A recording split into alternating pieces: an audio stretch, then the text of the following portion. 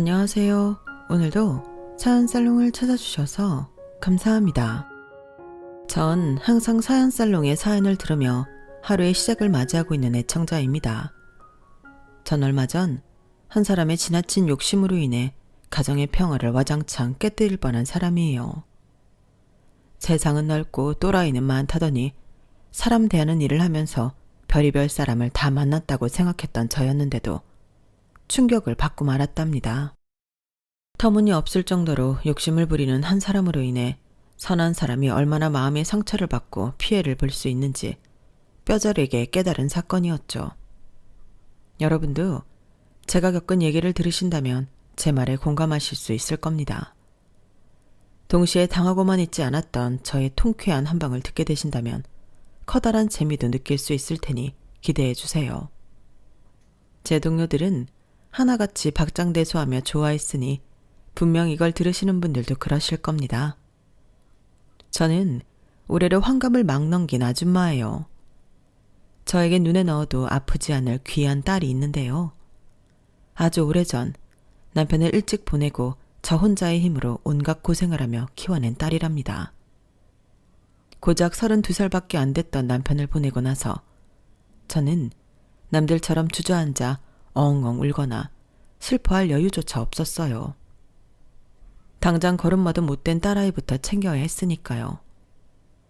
중학교만 겨우 졸업한 제가 당시 할 수 있었던 건 당장 시장으로 나가 이 가게, 저 가게에 허드렛 일을 돕는 일이었습니다. 허리가 굽고 손발이 부르트도록 하루 종일 일을 했던 것 같네요. 저희 모녀의 딱한 사정은 시간이 지나며 시장 상인들에게 전부 알려지게 되었고, 감사하게도 평소 저를 안쓰럽게 보시던 한 과일가게 사장님이 저에게 가게를 맡겨주셨어요. 그때부터 과일을 팔며 애를 키우고 또 그 시장 일대가 전부 재개발로 갈아엎어져 대형 마트가 생긴 이후에도 전 마트에서 가진 야채와 과일, 채소를 팔았답니다. 엄마가 고생하는 걸 어려서부터 보면서 자란 제 딸은 철이 일찍 들 수밖에 없었어요. 남의 집 아이들은 사탕 하나 더 사달라고 울고 떼쓰던 아이부터 저희 딸은 제 일터러와 일손을 돕거나 온갖 책을 보고 또 봤죠. 그런 모습이 오히려 안쓰러웠던 제가 딸에게 친구들이랑 같이 나가서 놀라고 등을 떠밀어도 딸아이는 딱 잘라 거절했어요. 떡볶이 사장님이 그러는데 엄마랑 내가 행복해지려면 돈이 필요하대. 돈이 많아지려면 책을 많이 읽어야 한댔어. 내가 이거 많이 읽어서 엄마 돈 많이 벌게 해줄게. 그럼 우리 행복해질 거야. 네 나이엔 그러지 않아도 돼. 떡볶이 사장님이 괜히 그러는 거야. 동네 애들이랑 학교도 같이 다닐 텐데 친구 없이 학교 다니게 되면 어쩌려고 그래. 얼른 애들이랑 나가 놀아.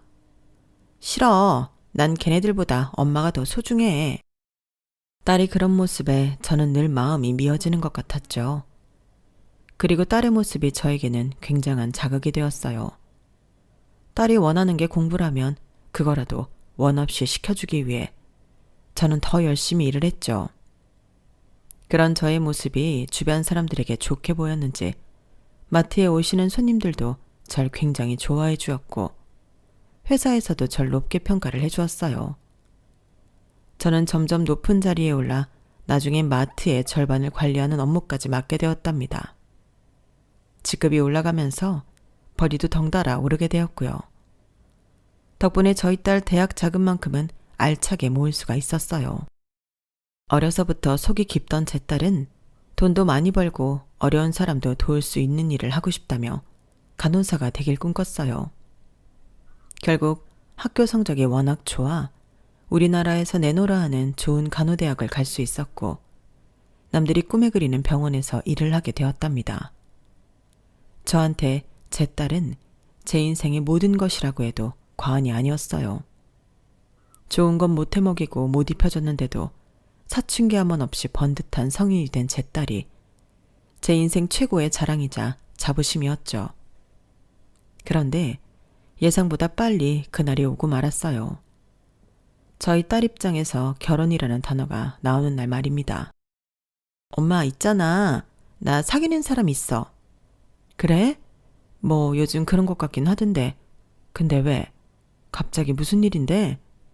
엄마, 나 그 사람이랑 결혼하려고. 뭐? 결혼? 어떤 사람인데? 만난 지 얼마 안 되지 않았니? 그 사람은 몇 살인데? 너보다 나이 많아? 응, 나보다 4살 많고 같은 병원에서 일하는 의사야. 만난 지는 1년 조금 넘었어. 정말 좋은 사람이야. 다은이 네가 아직 25살밖에 안 됐는데 좀 이른 거 아니야? 나이만 보면 그렇긴 한데 이 사람 정말 좋은 사람이야. 엄마도 만나보면 내가 왜 결혼까지 결심했는지 알 거야. 딸이 그렇게까지 말하니 저도 더 이상 말을 아꼈어요. 물론 저희 딸이 고른 남자라면 분명히 사람 됨됨이도 바르고 선한 사람일 거라고 믿었지만 25살밖에 안 된 딸이 시집을 간다고 하니 놀랐던 건 사실이에요. 어떤 사람이길래 생각이 깊고 신중한 저희 딸이 그렇게 이른 나이에 결혼을 결심했는지 저도 궁금하더군요. 솔직히 말하자면 저희 딸이 그 전에 연애를 많이 해본 건 아니어서 내심 걱정이 살짝 되기도 하고요. 하지만 얼마 뒤에 만난 예비 사위는 그런 일말의 걱정조차 눈 녹듯이 녹아내리게 만드는 사람이었어요. 딸의 말대로 정말 좋은 사람임이 틀림없었죠. 그날은 이른 초봄으로 아직 쌀쌀한 날이었는데 딸과 예비 사위의 일이 아직 끝나지 않아서 제가 병원 안에 잠깐 앉아서 기다려야 했어요. 두 사람이 늦은 것이 아니라 제가 앞전의 일정이 예상보다 일찍 끝나면서 시간이 애매하게 남은 거였죠. 딸은 밖이 추우니 안에 들어와서 기다리라고 했고 저 역시 혹시나 예비 사위가 일하는 걸 볼 수 있지 않을까 싶어서 흔쾌히 그러겠다고 했어요. 넓은 병원 의자 한 기퉁이에 얌전히 앉아 애들을 기다리는데 딸이 사진으로 보여줬던 그 남자가 한 환자를 배웅하는 게 보이더라고요. 딱 봐도 몸이 불편해 보이는 할아버지였는데 괴팍한 언성에도 넉살 좋게 안내를 하면서 웃는 얼굴로 배웅을 하는 모습이었습니다. 그런 모습을 보니 저 역시 저희 딸이 사람을 제대로 봤구나 싶으면서 안심이 되었어요. 예비사위는 절 못 보고 그대로 다시 들어갔지만 그때의 첫인상이 저에겐 굉장히 좋게 남게 되었죠. 그래서 이후 약속 시간에 만난 사위에게 굉장히 너그럽게 대할 수가 있었어요. 목소리 큰 할아버지한테는 그렇게 넉살이 좋더니 제 앞에선 잔뜩 긴장을 하는 게 우리 딸한텐 정말 진심이구나 싶었어요. 어머님 안녕하십니까? 다은이와 사귀고 있는 강민호라고 합니다. 반가워요. 우리 다은이한테 얘기 참 많이 들었어요. 너무 좋은 사람이라고. 아닙니다. 다은이가 더 좋은 사람이에요. 긴장 풀어요. 우리 다은이가 갑자기 결혼 얘기를 꺼내서 내심 놀라고 당황스러웠는데 이렇게 만나보니 걱정이 싹 사라지네. 인상만 봐도 알겠어. 얼마나 선한지 말이야. 좋게 봐주셔서 감사합니다, 어머님. 결혼한다면서 무슨 어머님, 장모님이라고 해요. 네네. 어머, 장모님도 말씀 편하게 하십시오. 좀처럼 긴장을 풀지 못하는 예비 사위의 모습에 저는 딸과 눈빛을 교환하면서 얼마나 웃음을 참았는지 몰라요. 진득하니 앉아서 이야기를 나눠보니 예비 사위는 정말 진중하고 생각도 깊은 사람이더군요. 저희 딸을 대하는 태도도 너무 다정했고요. 그런 모습에 전 두 사람의 결혼을 흔쾌히 허락할 수밖에 없었답니다. 그날 저희 세 사람은 즐거운 시간을 보내고 헤어졌어요. 저렇게 훌륭한 아들을 둔 예비사도는 당연히 좋은 사람일 거라고 생각했고 그런 집안이라면 제 딸을 믿고 맡길 수 있겠다고 생각했죠. 그런데 그런 저의 생각이 커다란 착각이었더군요. 제가 자식을 결혼시키는 게 처음이라 아니랬던 것 같아요. 며칠 뒤 결혼 준비로 한창 들뜨고 정신이 없던 저희 딸이 축 처진 어깨로 집에 들어오더라고요. 제 배로 나온 제 자식이 그런 모습으로 집에 들어온 적이 처음이라서 전 깜짝 놀랐죠. 딸, 무슨 일이야? 왜 이렇게 힘이 없어? 밖에서 무슨 일 있었어? 아니야, 아무것도. 나 씻고 바로 잘게. 저녁은? 안 먹을 거야? 입맛이 없어서 안 먹을래. 피곤해서 그런가 봐. 지금은 그냥 자고 싶어. 밥도 안 먹고 바로 방으로 들어가는 딸을 보며 무슨 일이 더 있냐고 물어보기도 어려웠어요. 간호사 일 처음 시작할 때도 그런 표정은 안 짓던 딸이었는데 저까지 걱정이 되어서 밤잠을 설칠 정도였죠. 딸은 그 이후로도 며칠 동안이나 기운이 없었어요. 한 일주일쯤이 지나서야 점점 평소의 모습을 되찾더라고요. 하지만 제가 무슨 일이 있냐고 물어보면 한사코 대답을 하지 않았습니다. 아무 일 없다는 빤한 거짓말만 하면서요. 결과적으로 딸이 다시 기운을 차렸기에 그냥 넘어가긴 했지만 그때의 딸의 표정은 한동안 잊혀지지가 않았어요. 그런 일이 있고 나서 약 보름쯤 지났으려나요? 딸과 예비 사이가 한 번 더 찾아오더군요. 상견례 자리를 마련하려고 한다면서요. 저야 마트에 다니는 일정이 똑같으니 예비 사돈 일정에 맞추겠다고 했고 그렇게 빠른 시일 내에 상견례 날짜가 잡히게 되었어요. 장소는 특이하게도 사돈집으로 정해졌죠. 주소를 찾아보니 강남 한복판에 있는 엄청난 고급 아파트였어요. 인터넷으로 헉소리가 날 만큼 으리으리하고 고급스러운 아파트 외관을 보고 없던 긴장감이 밀려오긴 했지만 그래도 애써 마음을 가라앉히려고 노력했어요.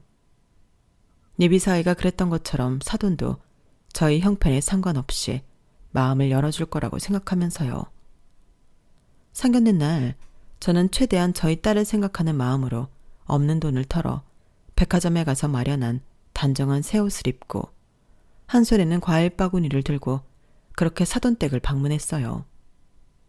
딸은 저에게 그런 거 안 들고 가도 된다며 한사코 말렸지만 저는 그럼에도 과일 바구니를 챙겼답니다. 특별히 신경 써서 좋은 과일들만 골라 담은 것이고 빈손으로 가는 것보단 낫다는 생각이었거든요. 하지만 으리으리한 엘리베이터를 타고 예비 사돈댁에 들어가는 순간 저는 깨달았어요. 딸이 한사코 비싼 거 들고 가지 말라고 하는 이유를요. 저희 딸이 그런 거 안 들고 가도 예비 사돈이 잘 대해주신다는 의미로 그런 줄 알았는데 현실은 정반대였죠. 이게 무슨 일하는 이모님이라도 드려야겠네. 거기 놓고 들어오세요. 현관문이 열리고 처음 예비 사돈을 보자마자 전 사람 좋은 웃음으로 과일 바구니를 건넸는데요.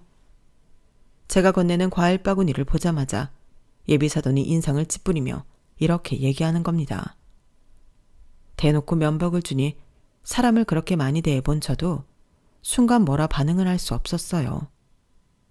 아침 드라마랑 현실은 달라서 예상치 못하게 무례한 말을 들으니 아무 말도 꺼낼 수가 없더라고요. 딸아이는 멋쩍은 표정으로 제 손을 잡고 안으로 들어갔어요. 기분이 상한 채로 집 안에 들어섰는데도 실내 인테리어가 고급스럽다는 걸 인정할 수밖에 없더군요. 벽면에 걸려있는 그림도 엄청나게 비쌀 것 같았고 조명이며 가구 하나하나가 단조로운 듯 하면서도 굉장히 우아했어요. 앞서 그런 모욕적인 말을 들었음에도 저도 한낱 보잘것없는 일반인인지라 어쩔 수 없이 위압감이 드는 건 사실이었어요. 하지만 저희 딸을 위해서라도 그런 티를 내지 않으려고 계속해서 제 자신을 다잡으려고 했죠. 앉으세요. 차린 게 좀 소소해서 민망하네요. 아니에요. 무슨 레스토랑에서나 볼 법한 음식들이 한가득인데요. 사돈께서 고생이 많으셨겠네요. 이렇게 대접해 주셔서 감사해요. 다은이 오늘 오전까지 근무하다 왔다는데 간호사 일이 얼마나 힘들어요? 좋은 거라도 먹여야죠. 물론 우리한텐 소소한 상이긴 하지만. 엄마. 예비사돈이 묘하게 저희 집안을 깔보는 듯한 말을 하자 예비사이가 낮은 소리로 제재를 해주었어요. 하지만 예비사돈은 얼굴색 하나 안 변하고 우아한 말투로 말을 계속 이어갔습니다. 그래서 사돈 생각은 어떠세요? 다은이한테 얘기는 들으셨겠죠? 다은이 일 말이에요. 네? 무슨 얘기를요? 엄마, 그 얘기는 이미 끝났어요. 저는 제 아내가 자기 일을 하는 게 좋다니까요. 대체 무슨 얘긴데요? 전 들은 바가 없어요. 다은이 직장 말이에요. 결혼하면 일은 그만두고 저희 집으로 들어와서 살림을 좀 배우라고 했더니 애들이 하나같이 반대를 하지 뭐예요. 사돈도 아시다시피 간호사 일이 얼마나 힘이 드나요? 그나마 다은이가 우리 민호같이 번듯한 직장 가진 남자 만나서 다행이지. 아니었으면 노후 대비는커녕 중장년 대비조차 힘들었을 거예요.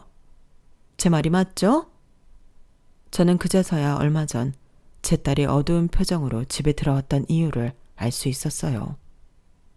제 딸은 자신의 일에 굉장한 자부심을 가진 아이였습니다.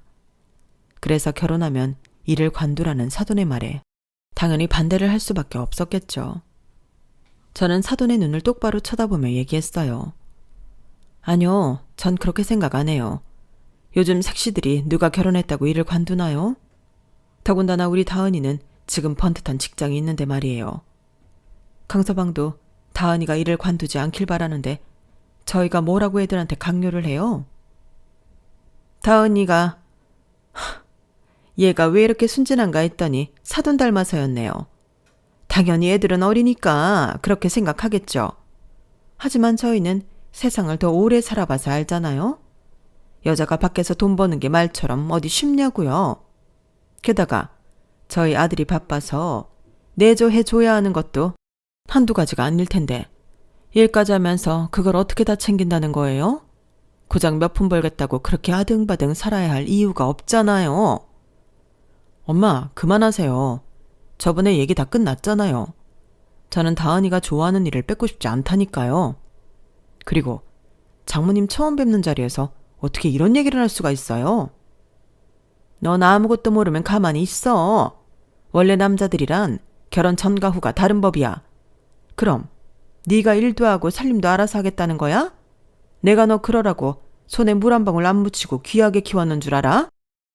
예비사돈의 언성이 높아지자 예비사위는 더 이상 안 되겠다는 듯이 저와 저희 딸에게 다가와 나오라는 제스처를 취했어요. 눈치껏 그 뜻을 알아들은 저와 제 딸은 예비사위의 에스코트를 받고 현관 밖으로 나왔죠. 등 뒤로 예비사돈이 아직 얘기 안 끝났는데 어딜 가냐며 화를 내는 소리가 들려와 순간 욱하고 돌아서려 했지만 저희 뒤에서 저희를 보호해주며 걸어오는 예비사위를 보고 다시 현관으로 향했네요. 예비사위는 집 밖으로 나오자마자 저에게 90도로 허리를 숙여 사과를 하더군요. 정말 죄송합니다, 장모님. 제가 뭐라 말씀을 드려야 할지 모르겠네요.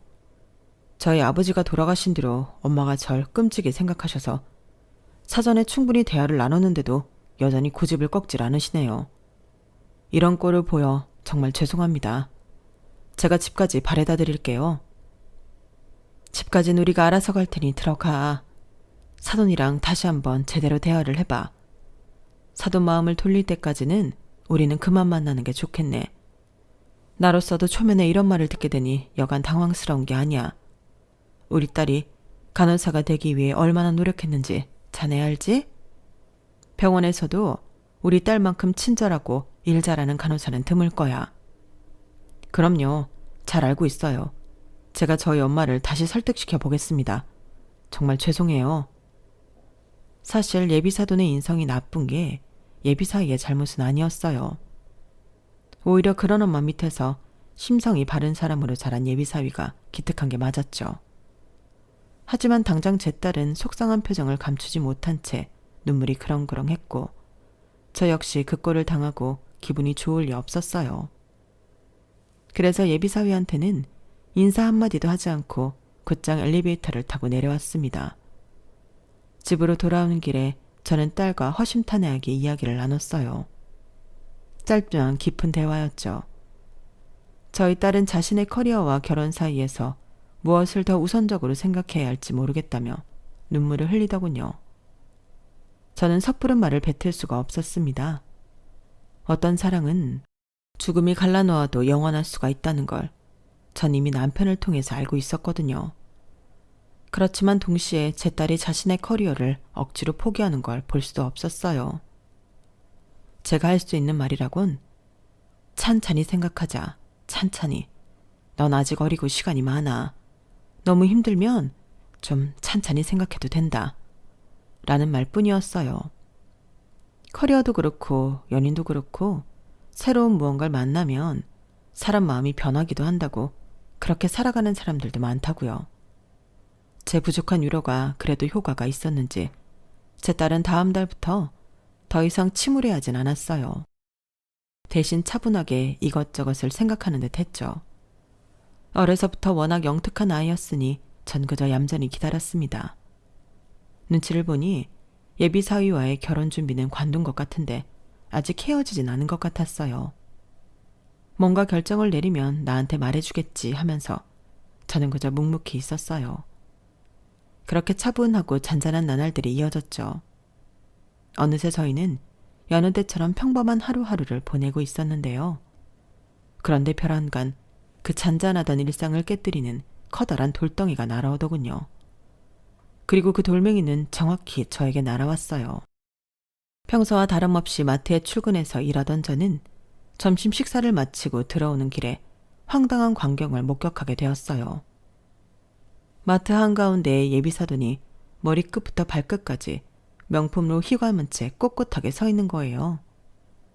같이 일하는 동료가 제 쪽으로 후다닥 오더니 왜 전화를 안 받았냐고 속삭이더라고요.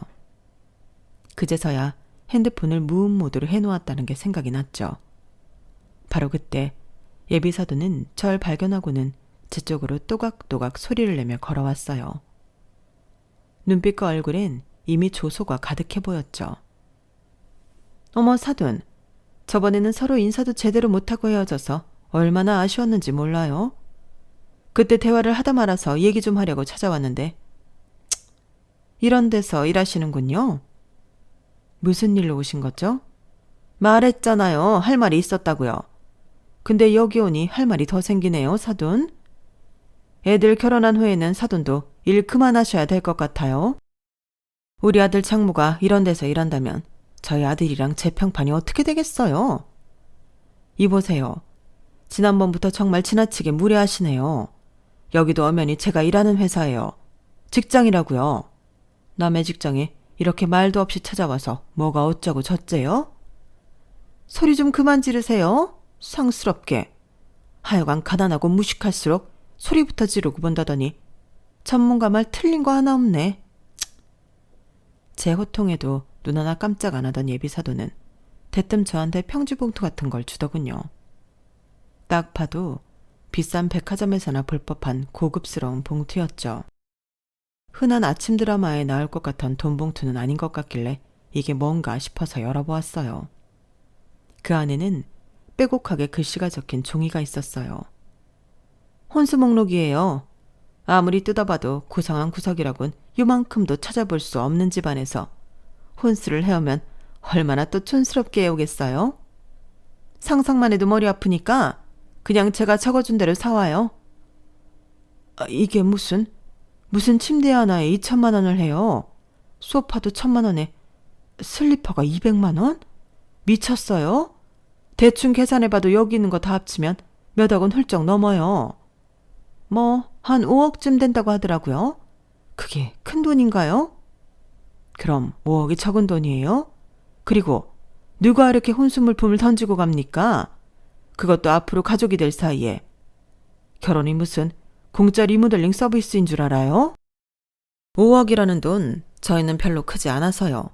이제 아시겠어요? 지금 그쪽 딸이 얼마나 대단한 집에 시집 오려고 하는지? 그렇다고 내가 뭐 결혼을 반대를 해요? 뭘 해요? 이렇게 직접 찾아와서 친히 방법까지 알려주고 있잖아요. 사돈 입장엔 무려 돈 많은 의사 사위가 생기는 건데 이 정도는 예의상이라도 해야 하는 거 아니에요? 정 못하겠음 뭐 파혼이라도 하시든가.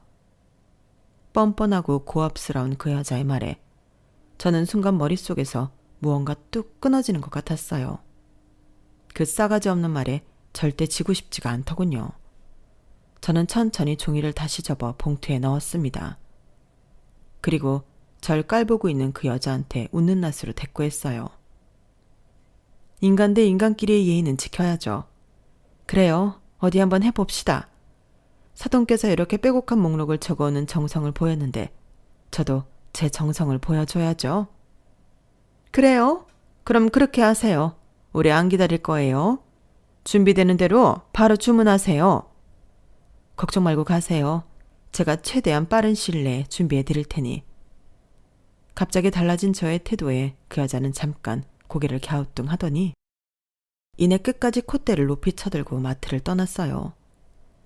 같이 일하는 동료들이 전부 우르르 몰려와 절 위로해 주었죠. 심지어 장 보러 왔던 동네 친한 아줌마들도 절 위로해 주었고요. 하지만 전 이미 머릿속으로 계획을 세운 뒤라 웃으며 괜찮다고 대답했습니다.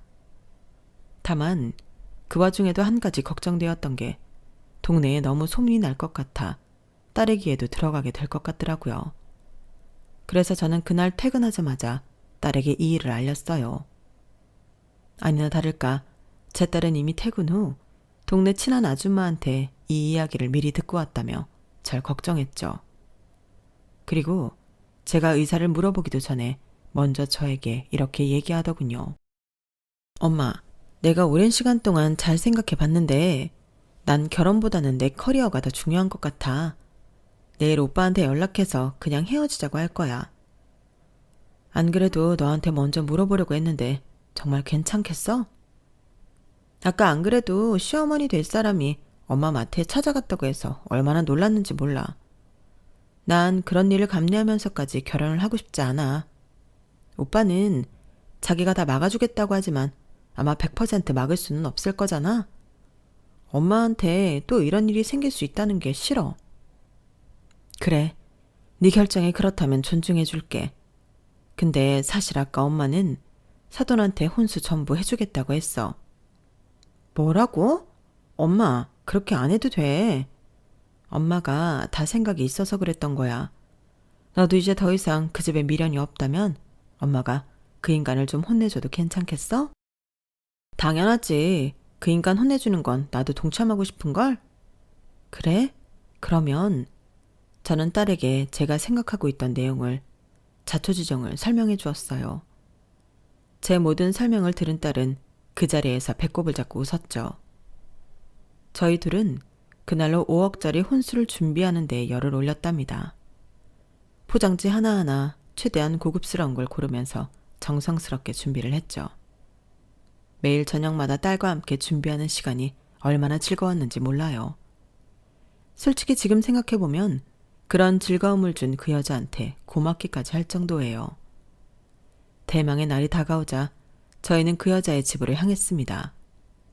계획했던 대로 그날 오전에 오늘 혼수 물건들이 전부 배송될 예정입니다. 사돈께서 기쁘게 받으시길 바랍니다. 라고 문자를 남겨놓았죠. 사실 그 여자가 모르는 사실이 하나 있었는데요. 그건 바로 모든 혼수 물품들을 저와 제 딸이 직접 배달한다는 것이었어요. 저희 두 사람은 저희 몸집보다도 더 큰 택배 상자를 들고 그 여자의 고급 아파트를 찾아갔습니다. 모자를 푹 눌러 쓴 채 현관 호출 버튼을 누르니 문을 열어주더군요. 미리 알아본 바로는 그날은 일하는 이모님이 오지 않는 날이라서 그 여자가 직접 문을 열어준 거였어요. 딸과 함께 엘리베이터를 타고 올라가는데 저도 모르게 긴장이 되어 심장이 콩닥콩닥 뛰더라고요. 초인종을 누르자 드디어 그 여자가 모습을 드러냈고 저희는 문이 열리자마자 택배 상자를 들고 그대로 거실 안으로 들어갔습니다. 그 여자는 상자를 하나씩만 들고 오는 저희를 보고 의아해했죠. 이게 뭐예요? 오늘 혼수가 전부 온다고 했는데 이 2개가 다예요? 자, 잠깐! 신발 신고 들어가지 말아요. 뭐 하는 거예요? 신발을 신은 채로 거실까지 걸어가자 그 여자는 깜짝 놀라 제 뒤를 따라왔어요. 저는 이때다 싶어 거실 한켠에 박스를 내려놓고 모자를 벗었습니다.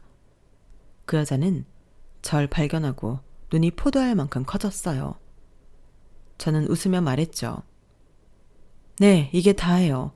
오랜만이네요, 사돈. 사돈이 준비한 물건 전부 이렇게 손수 준비해왔습니다.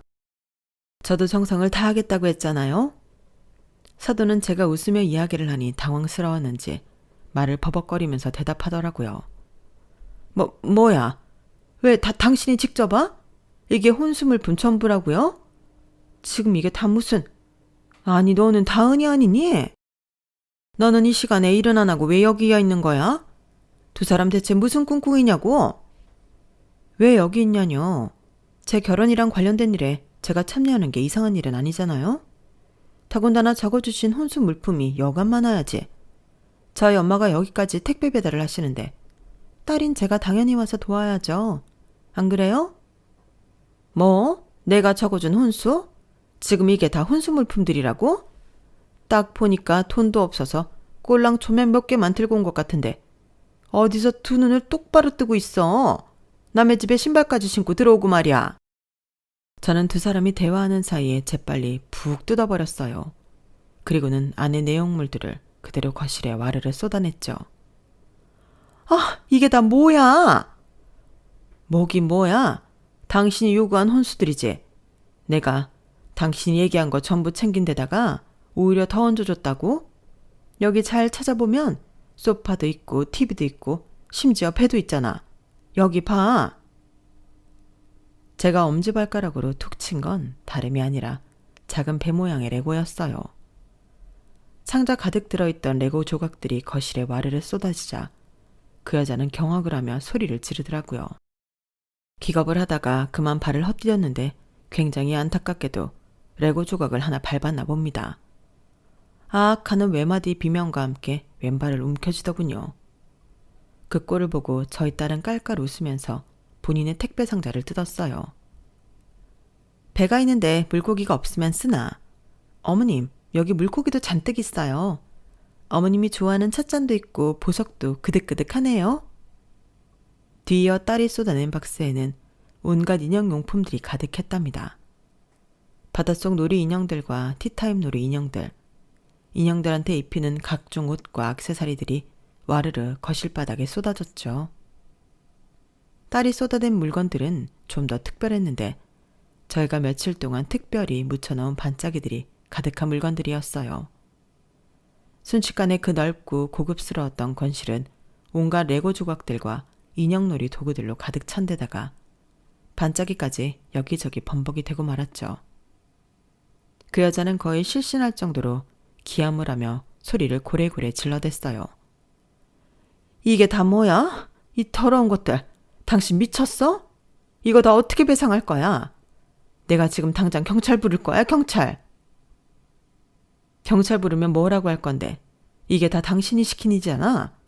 여기 이렇게 떡하니 증거가 있는데? 난 당신이 시킨 대로 한 죄밖에 없어. 제가 주머니에서 혼수 목록이 적힌 종이를 꺼내 그 여자 눈앞에 살랑살랑 흔들어대자 그 여자는 그 종이를 뿌리치려고 허우적대다가 또 다른 레고 조각을 밟고 말았어요. 그리고는 또다시 외마디 소리를 지르며 발을 움켜쥐었죠. 아우 저런. 그러게 왜 자꾸 부산스럽게 행동해요? 얌전히 있는 법을 몰라요? 상스럽게. 그런 여자를 신랄하게 비웃어 주었죠.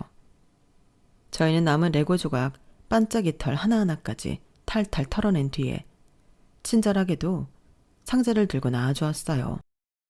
그 여자한테 마지막 인사도 잊지 않고요. 우리가 재활용까지 다 해줄게요. 세상에 이렇게 착한 택배기사가 어딨어요? 저희 이만 가볼 테니 수고하시고 앞으로 만날 일 없으니 알아서 유병장수 하세요. 이렇게 똑 부러진 딸을 놓치다니. 그러게 마음을 곱게 썼어야지 인간아. 얘기 들었지? 알아서 오래오래 불행하게 살아. 그 여자는 엉망진창이 된 거실 한복판에서 얼굴이 새빨개지도록 화를 내며 소리를 고래고래 질렀어요. 뭐라고 하는지는 잘 안 들리더군요.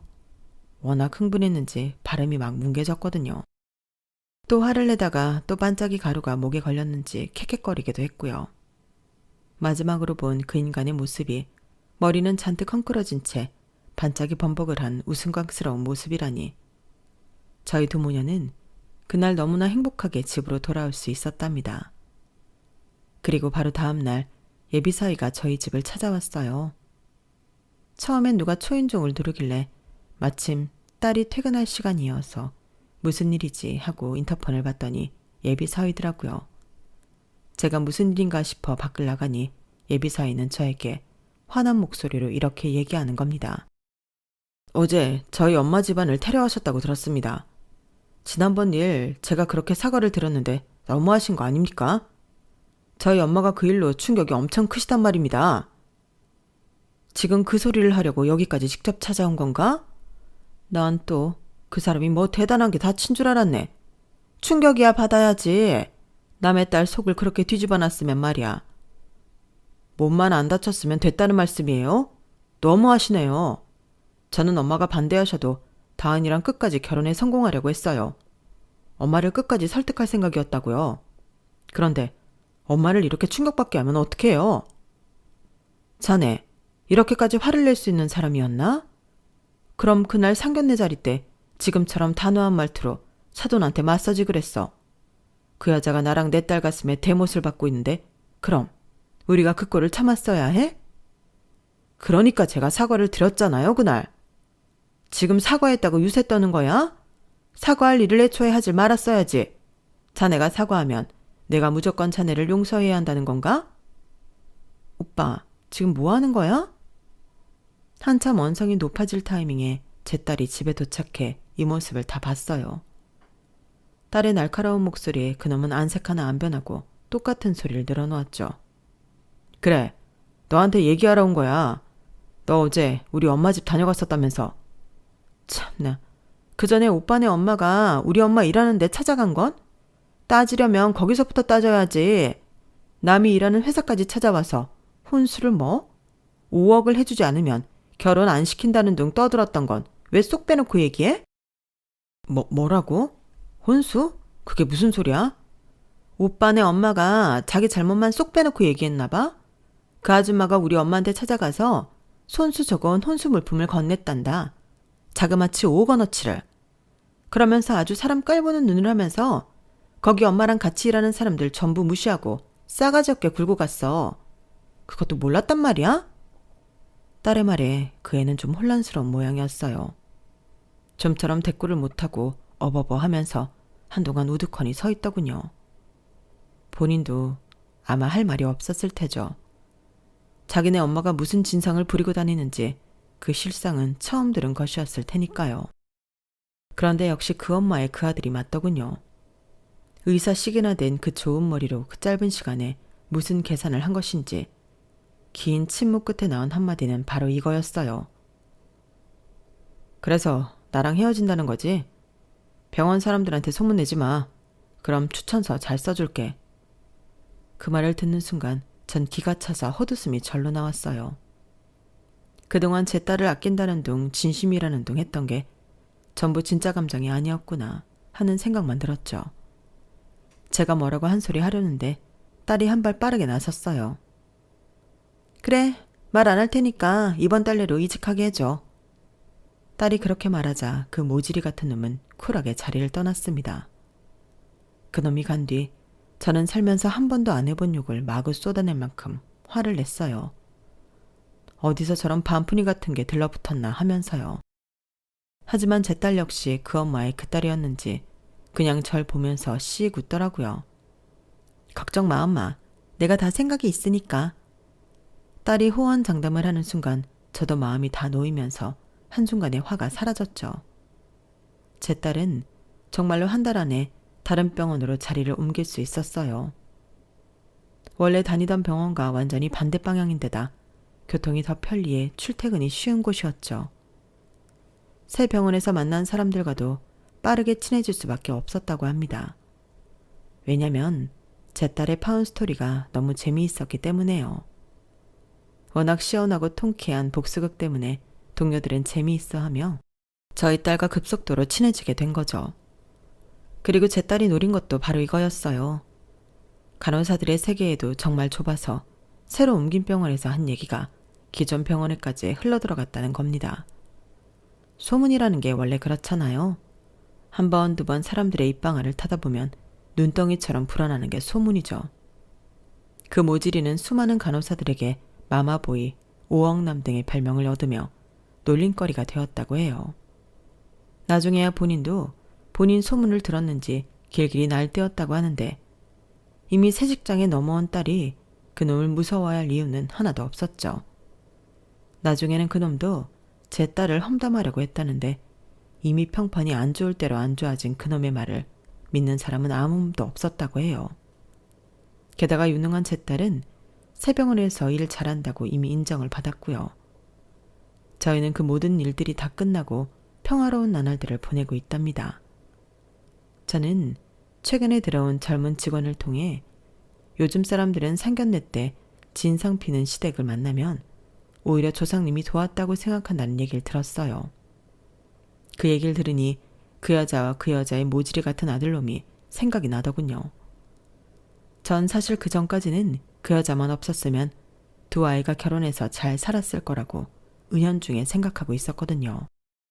그래서 그 여자가 그 모든 평화를 깬 범인이라고 생각했는데 요즘 젊은 사람들은 그게 아니라 애초부터 그 아들도 걸러야 하는 놈이었다고 생각한다니 신기했어요.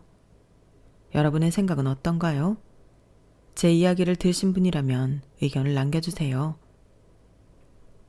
제 이야기는 여기까지입니다. 들어주셔서 감사드려요. 항상 건강하시고 행복하세요. 여러분, 사연 댓글에 응원과 현명한 조언 부탁드려요.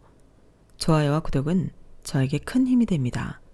오늘도 좋은 일 가득하세요.